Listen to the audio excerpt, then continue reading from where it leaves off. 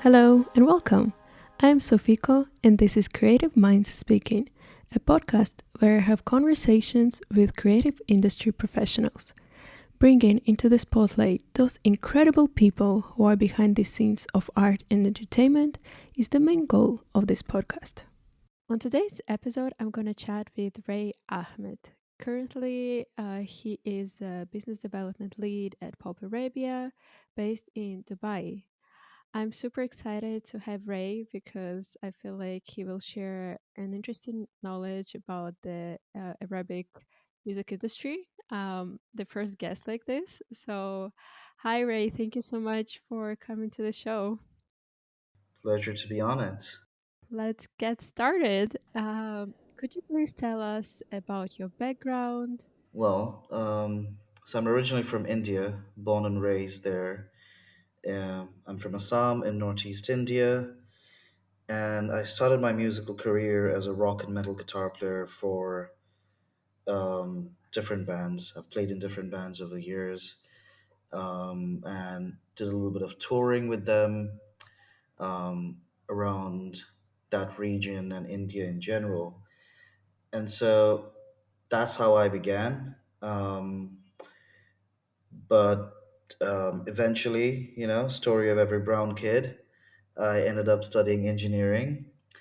And while I was doing that, I was studying mechanical engineering. That was my bachelor's.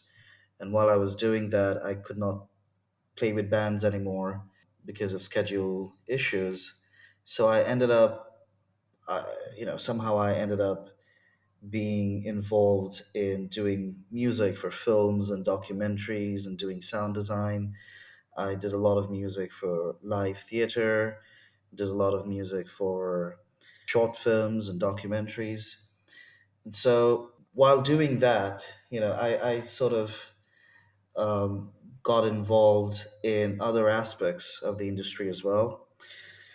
And while I was a student, I did a lot of, I was always involved in doing events here and there, but I ended up starting a festival while I was at uni, and I ran that festival for 4 years. It was a techno cultural fest, but music was a big part of it. We used to organize a rock competition with one of the bigger Indian rock bands headlining it.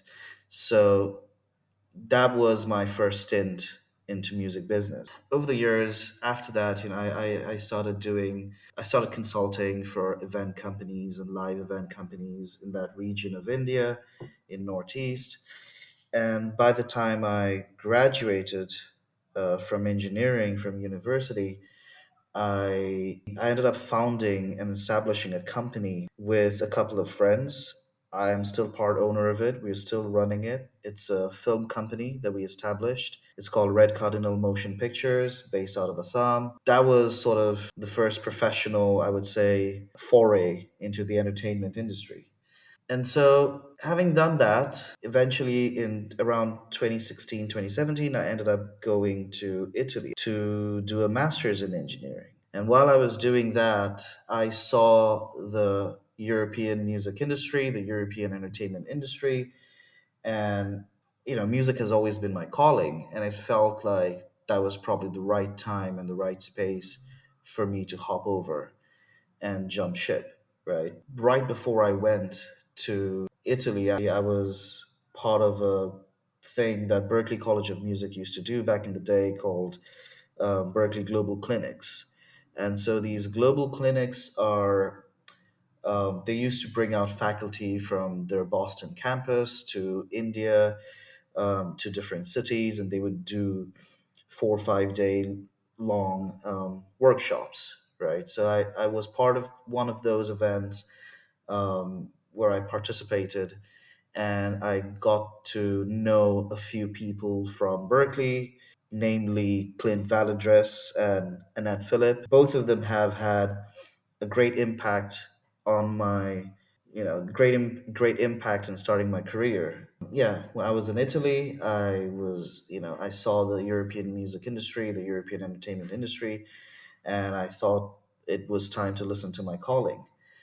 And I ended up, um, you know, one night, in a bout of frustration, I ended up reaching out to Annette and Clint, both of them, and I wanted to get into music full time. I wanted to change. I wanted to change in my career, and I thought, even if I have to do another bachelor's, provided I get a scholarship, I would do it.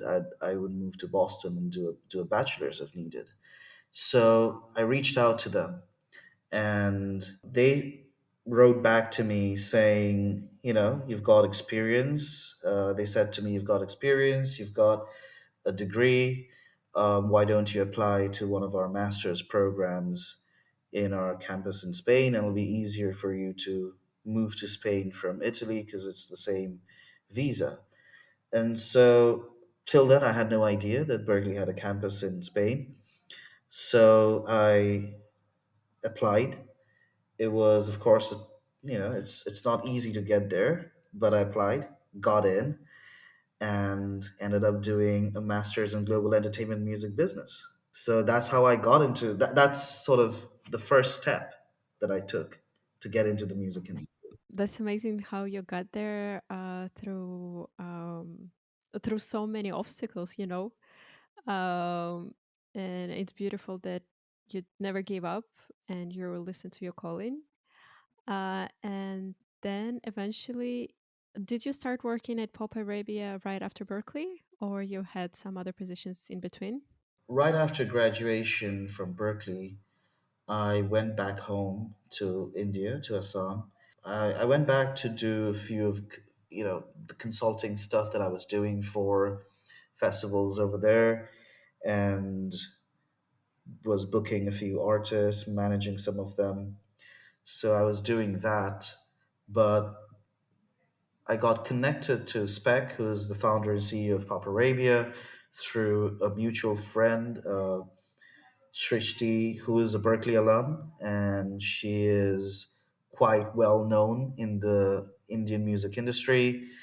Currently, she's the senior manager of A&R at Orchard in India. And so she connected me to Spec because he was looking for someone for this position, and she thought I'd be a good fit. We ended up having a Skype call, which I did not know was an interview. A few days later, Spec wrote back to me saying, "You're hired. When can you join?" It took about 6 months to get all the visa process and all of that done. But yeah, at the end of that process, I was here in Dubai. Although our office is based in Abu Dhabi, I live here in Dubai. And yeah, that's how I got into to lead biz dev for PopArabia. Lovely. Could you please share what are your current responsibilities in your role? Like, what are you mostly doing day to day? What do you like about the position the most? But most importantly, tell us more about the music industry there. Well, although my designation is business development lead, I'm involved in all the verticals within PopArabia. I've been involved in developing different sides of the business. I look after music supervision, where we have licensed music to a lot of shows on Netflix and others. Some of the well-known shows that I've worked on as a music supervisor through Pop Arabia have been things like Al Rawabi School for Girls, where it got a lot of love from the international industry. They wrote about the music in the series in Forbes and all of that, and we've gone on to do music supervision for Dubai Bling, which is one of the it's one of the most hit series that has come out on Netflix, one of the most hit Middle Eastern series. It's a reality show, and with Finding Ola. So there's a bunch of others there, right? So that's one side of the business that I look after, which we're scaling up pretty fast. Currently, we are in the middle of multiple productions doing music supervision. I've also been very involved in developing the label vertical of Pop Arabia because Pop Arabia predominantly, Pop Arabia was started in 2011, But since then, it was predominantly a music publisher. We are still predominantly a music publisher and the largest music publisher in Middle East and North Africa. So, for a long part of PopArabia's history, our business was centered around sub publishing global catalogs in MENA. And so that's what we were doing for a long time. At one point, we represented all the majors. And now we still have a laundry list of the biggest independent music publishers. We have BMG, which is a major.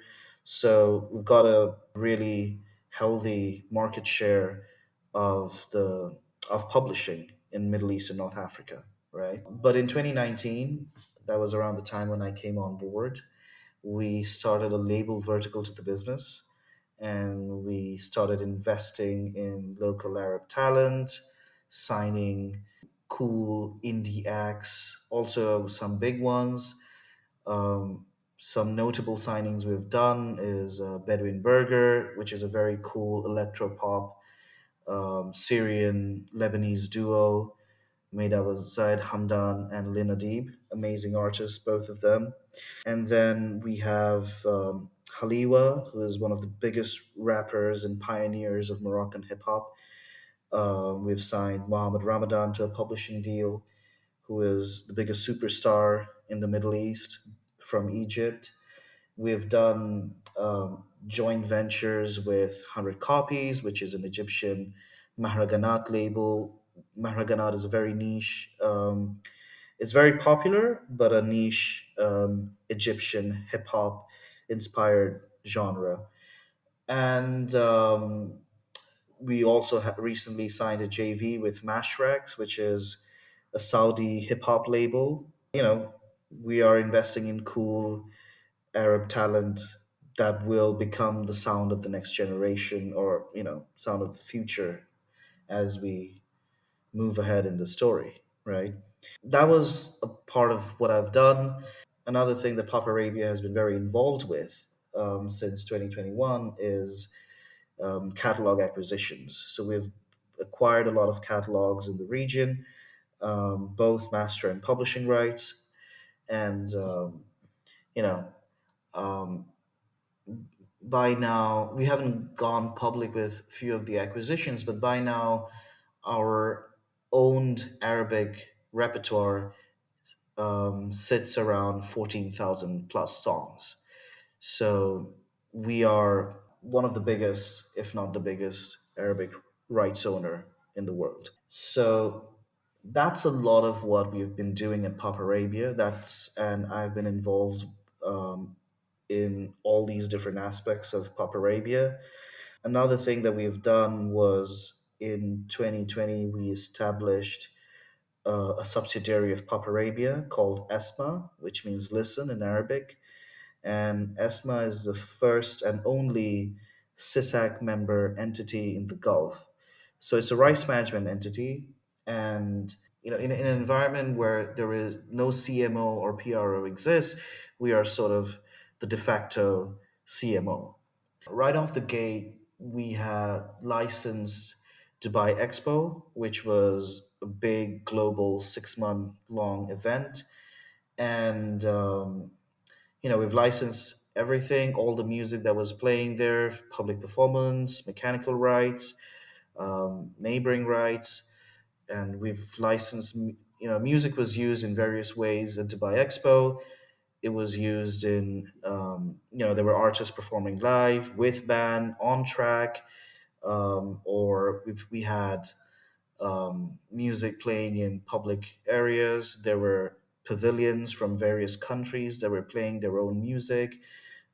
They had performances from artists from their own countries. And then we've had F&B sections where music was being played in the background.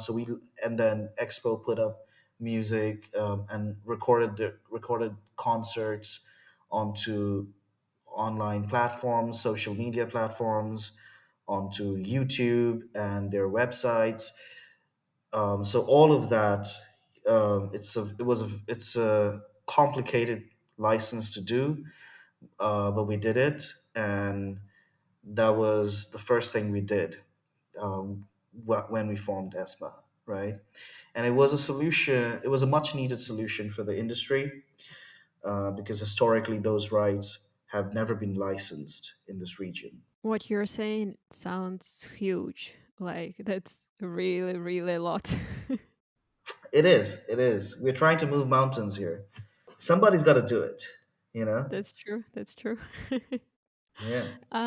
What's your perception of the Arabic music industry in general, business wise and also culture wise? You mentioned hmm that PROs haven't existed there before. Now it sounds like it's a developing market. What do you have to say about the music scene there in general? Well, it's a robust music scene. I mean, it is an emerging market, of course. Various reasons behind it: history, technology, whatever you call it. Um, but you know, um, Middle East is one of the fastest growing emerging markets at the moment. And well, for a long time it was a physical business.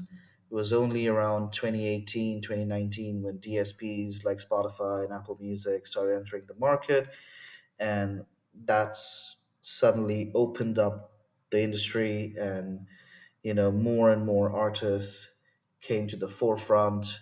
People were there were more avenues to listen to music, but even prior to that, YouTube has been a huge, it's been a huge platform, and it still is. It's been growing. It's There are huge artists in the region, like any other region. It's just that from a Western perspective, this region wasn't discovered yet, right? But that's also, when we talk about emerging markets, that's also a very Western centric point of view. You know, People here have always had their superstars. They have, legends like Amr Diab, who is, one of the legends of Arabic pop. Nancy Ajram, she's considered as the queen of Arabic pop. There have been legacy artists like Kulthum and Feiruz. Feiruz is a national. She's from Lebanon, and she's considered as a national treasure. She's probably one of the very few artists on the planet that has her picture on national stamps, right?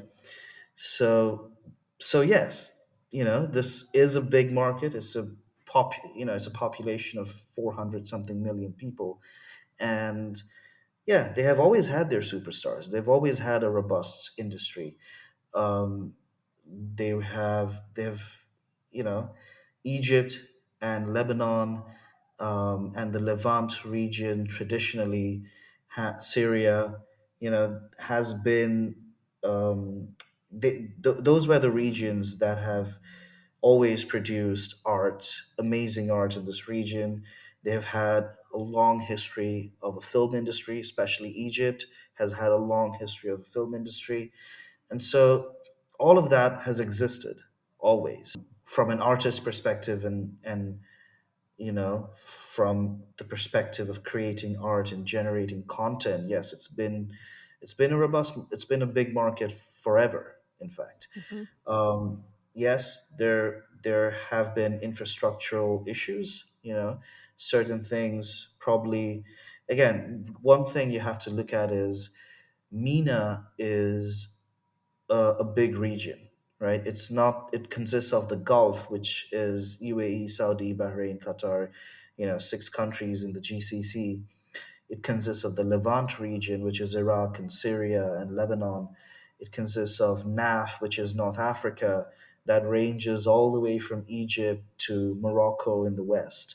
So it's a huge region with many countries, and each of these countries have had different histories, and they have developed their creative industries have developed through different stages, right?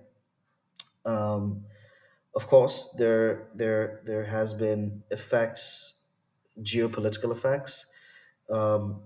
over various eras. But it's a quite interesting industry. Yes, certain things around rights management probably took time to develop, right? But it's also due to the fact that copyright law was introduced a lot later in these countries. um, some of these countries do not have the history of copyright, such as the West or UK, where you have a history of 150 years of copyright. That does not exist here. But having said that, with the advent of digital era, things are moving a lot faster, Mm-hmm. and so we've ESMA is an example of that. New type of entities. That could represent and license and collect rights, all kinds of rights.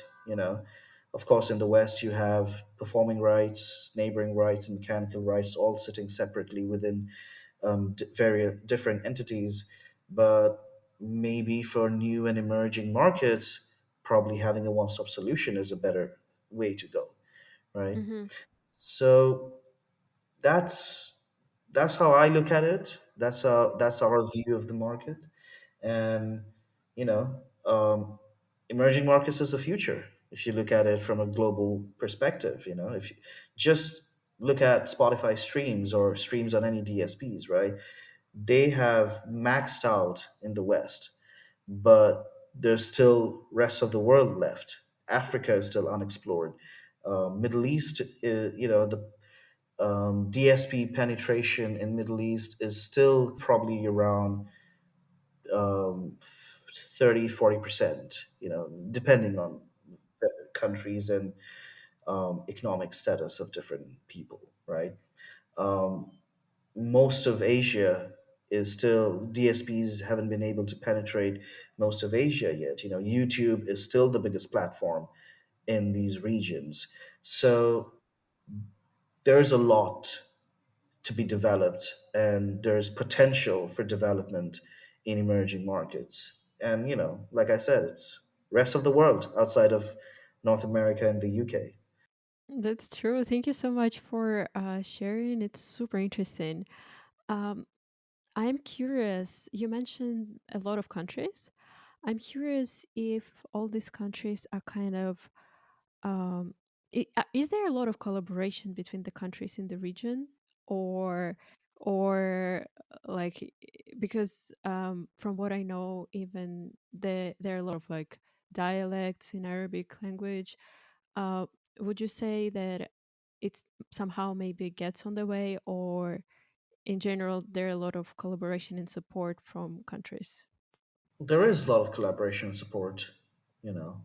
Of course, there are various dialects of Arabic, but they're not unintelligible from each other. And so people can fairly understand.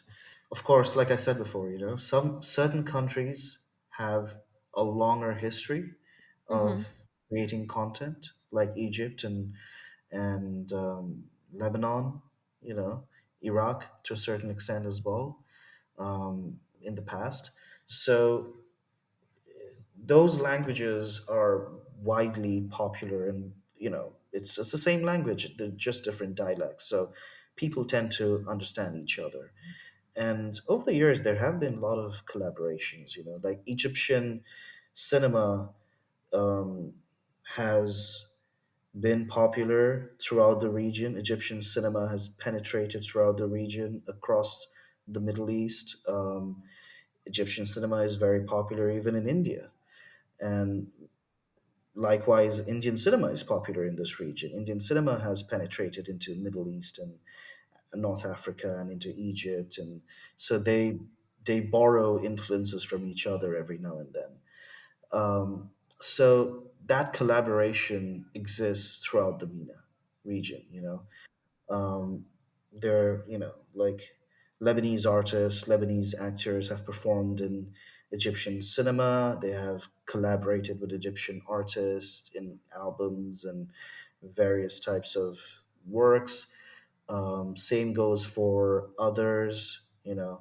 Um, Moroccan artists have done collaborations with Algerian artists for a long time, and even before people talked about this area as an emerging market, there have been international collaborations as well. If you listen to Desert Rose by Sting, that's a collaboration with Cheb Mami, who is an um, who's an Algerian legend, in fact. You know, he's the legend of Algerian Rai pop music. Super interesting. Thank you. You have some experience working in India and now in Arabic region. Um, would you say that industries, how to say it, like developing in a similar way or in very different? Because like if we talk about India, there is a whole other thing that is called, even has its own term, Bollywood. That like I know there is so much more than just Bollywood, but it's just the biggest thing, the Yeah. term when you think about Indian music industry. Um, what's your opinion on this? And I'm curious, are you interested in going back to Indian music industry and developing it there at some point, or you're very invested in the Arabic region now and you're mostly seeing yourself there now? Well, the way I work is I just like to do cool things with cool people. You know, I'm interested in India, of course. I mean, that's my homeland, and India itself is a very interesting market. You know, um, it's a lot like the Middle Eastern market in certain ways, but there are also differences. You know, um, of course, Bollywood is the big beast that you can't defeat in India, but it's changing with time. You know, there are so many regions. India is like a microcosm of the world, right? And every region of India is so diverse. You know, you cross a state border and the language changes, the cuisine changes, the food changes, the culture changes. You can't even understand each other's languages. So India is like, you know, you take Europe and put it inside a country. That's India, right? Yeah. Or take the whole world and put it inside one country. That's India. So, one way I've always said that one way to look at India, this is something I'm very vocal about and I've advocated in the music industry, is the fact that we have to look at India not as a homogeneous, singular emerging market, but rather look at different regions as individual markets. You know, it's only then uh, we will see the full potential of what the Indian music industry has to offer to the world, right? Um, Having said that, some regions have done really well. You know, yes, Bollywood is something that's worldwide popular, known worldwide, but the South Indian music and the South Indian industry for both music and cinema, you know, the Tamil industry, the Telugu industry, the Malayalam industry, they've done really well over the years. They have produced amazing blockbusters. One of them even won an Oscar this year. So that's not a Hindi language mainstream Bollywood movie that won an Oscar. So those regions are emerging as well. Punjab has done really well. Hip hop from Punjab is widely popular across India, across Indian diasporas living in UK and US and Canada. And, you know, they have massive artists who garner views and streams in the hundreds of millions, right? They release a song and it gets 15 million streams overnight. Wow. So that's the range that they're working with because again, India has a huge population, you know, and it's got a big diaspora that lives outside the country. Hmm. Um, so India is of course a very interesting market. Um, you know, like all emerging markets, yes, it's got its own issues that you know that will need to be solved with time to be at par with the global industry.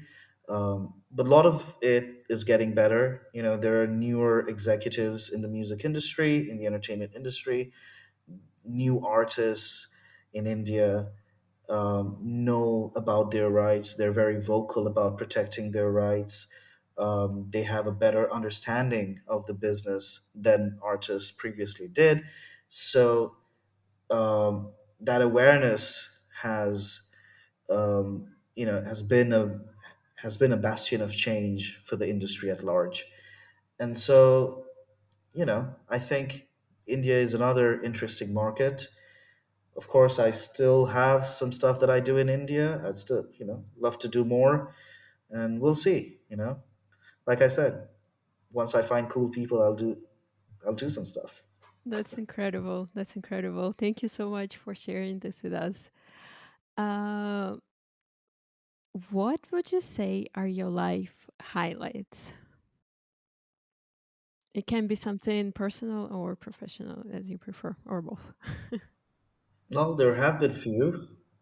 Um, changing careers in the while you're in your mid 20s is that was something pivotal for me as I jumped ship from engineering into the music industry. Um, building my own festival while I was still at uni was another thing. Um, Another highlight would be the fact that I created a film company just right after graduating, right after completing my undergrad, which we're still running. We have started doing the first international film festival in Assam, in Upper Assam actually.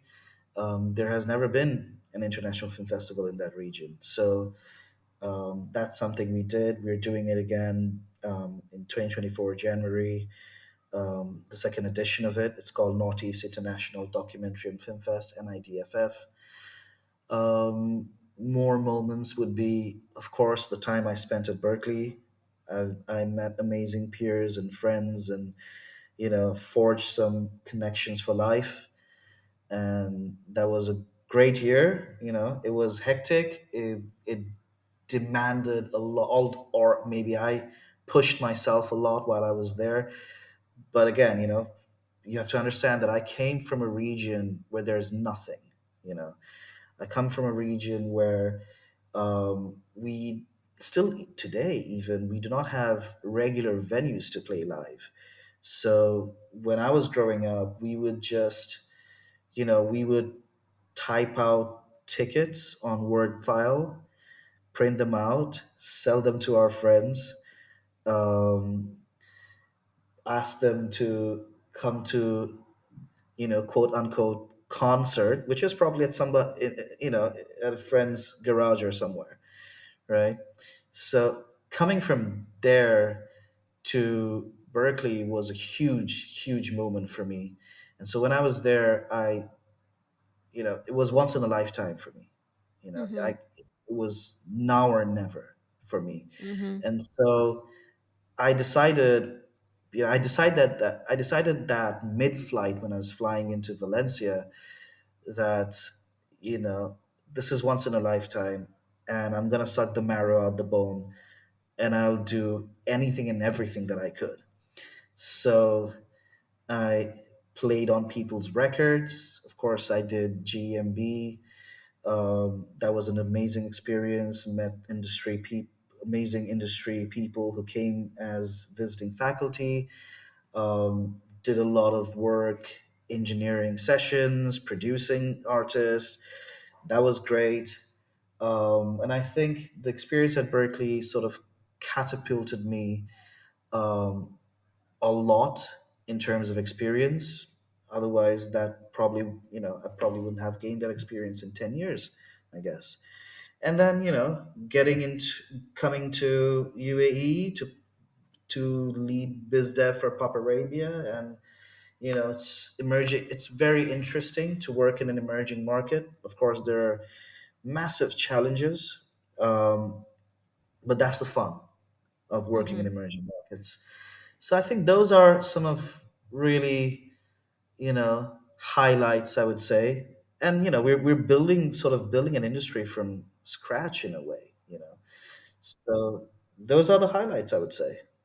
That's so interesting. Thank you so much. And I must say that you definitely reached your goal, because look at you now. You're working in Pop Arabia, doing so many things. So it's wonderful that the Berkeley program helped you this way. Yeah, indeed, indeed. Um, what would you say is your personal definition of success?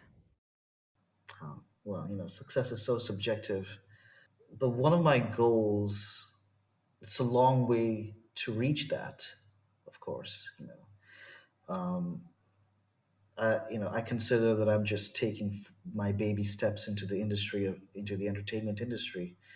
Um, One goal that I have, which probably is sort of my lifelong goal, is to be a bridge between the creative industry in Northeast India and the world. It's a colossal task. I don't know if I'll be able to achieve it, but um, you know, taking steps towards that is something that drives most of my personal decisions and professional decisions within the industry.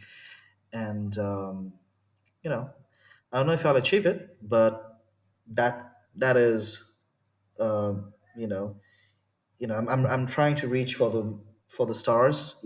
But even if I reach the moon, great. I'll consider that a success.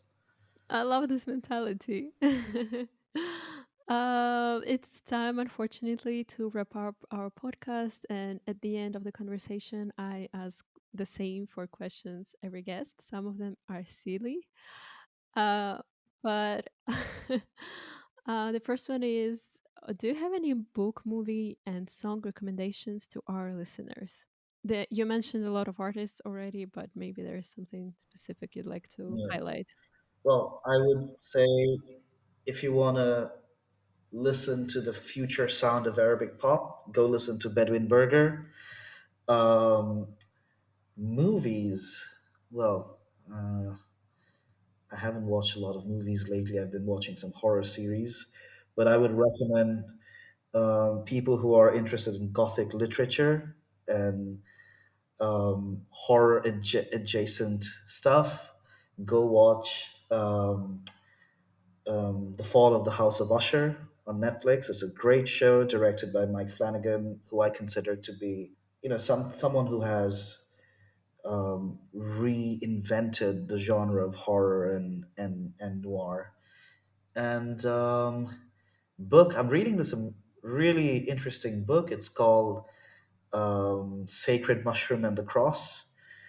It's uh, it's written by a scientist. It delves into a very weird concept, but it delves into a concept where the author theorizes that maybe all these rituals and sort of religious type of things that people have been doing for centuries are probably based on ancient people getting high on psychedelics, right? So that's a great, interesting read. Sacred Mushroom and the Cross. Those would be my recommendations. Thank you. Um, who would you say is your celebrity crush? Never had a celebrity crush really, um, but I've had guitar heroes um, like Slash and Steve Vai and Joe Satriani. Lately, I've been listening to a lot of Tosin Abasi, who leads the band Animals as Leaders. Pliny is another amazing guitarist that I love out of Australia. Well, I would recommend if anyone who's interested in odd time signatures and complicated music, go listen to Tigran Hamasyan, who is a jazz prodigy, Armenian jazz prodigy, who does this amazing blend of Armenian folk, jazz, and progressive metal. Thank you. Um, What is the most useless talent of yours? I don't know, maybe I can move my ears like a bunny. That's That's probably pretty it. useless. That's a useless talent I have. And the last question that I love to wrap up every episode with is, who would you say inspires you the most? I've had, well, there's so many different things that have inspired me. I still do music, I still compose, and so there are various people that I've been inspired by throughout the years. All the way from you know punk rock bands like the Descendants to Bob Dylan, um, to people like Trent Reznor. I really admire his work. Somewhat he was the frontman of Nine Inch Nails. Went on to compose music for films and stuff. He was head of innovation at Apple Music at one point. He's got all the other things that he does. So people like him, Maynard James Keenan, who is the frontman of Tool and has all these other side projects and runs a vineyard and does all these other stuff. So yeah, I mean, I'm sort of inspired by people like that. Um, you know, and Spec, who's been quite a mentor to me, who's been a great mentor to me. He's my boss as well, but he's a very very inspiring figure. An artist, producer, businessman. He's done it all. It's always great when your mentor or your colleague inspires you. Um, Thank you so much for your time. Thank you for coming to the podcast. I'm Pleasure. super happy to have you because I mean, obviously, there is so much more to go into details in both Indian music industry and Arabic music industry. But thank you so much for your input, for sharing your experience, your thoughts with us. Super interesting. So, thank you so much. Thank you. It was a pleasure. Absolute pleasure.